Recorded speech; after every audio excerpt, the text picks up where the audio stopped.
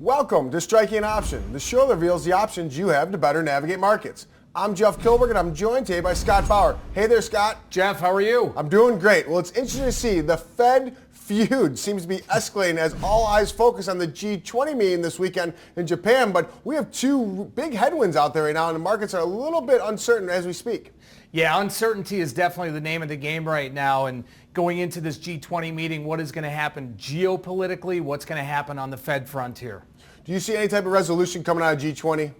Not in the near term, no. Hopefully they can make some points here to get us to a resolution somewhere down the road, but I don't see any definitive action coming out. Fair enough, Scott. Well, you ready to get in this first lightning round? Absolutely.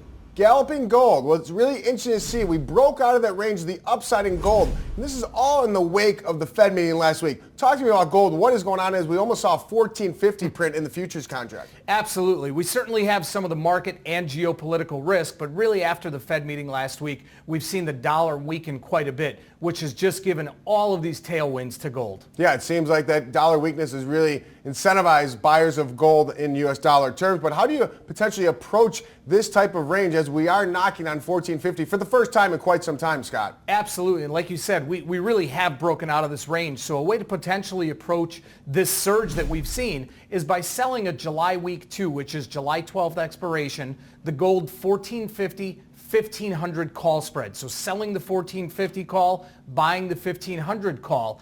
And this spread will potentially allow an investor to collect $1,070. Now, this makes a lot of sense. You're seeing the at-the-money volatility surge a little bit, up around 18. This was priced out on the August gold future contract at 1434. But I like selling a call spread up here, but there's also a way to use, the micros. The micros opportunity is really fantastic. So there's a couple different ways to approach anytime you see a new range established. No doubt about it. And the thing that makes this really interesting is, like you said, Jeff, the at-the-money vol approaching 18, which is pretty expensive. Great stuff, Scott. And please remember, these are trade examples, not trade recommendations. Let's move into the second lightning round, pal. All right. Tech top. When we talk about tech, it's been the best sector all year, yet again. So what are your thoughts here as we go into this G20 meeting? A little bit of uncertainty. Is tech going to have a little vulnerability going into the weekend? No question it's vulnerable, whether it's, up, down. It's really going to be dependent on what comes out of the G20 here. So we are seeing an uptick in volatility.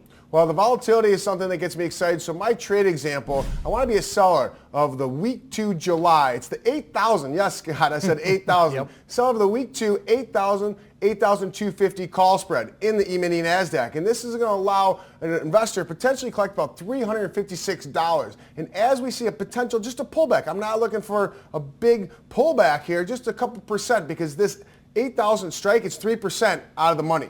Right. September futures priced here at about 76.87. But the important thing, again, just like we were looking at in gold, is this at-the-money volatility over 19.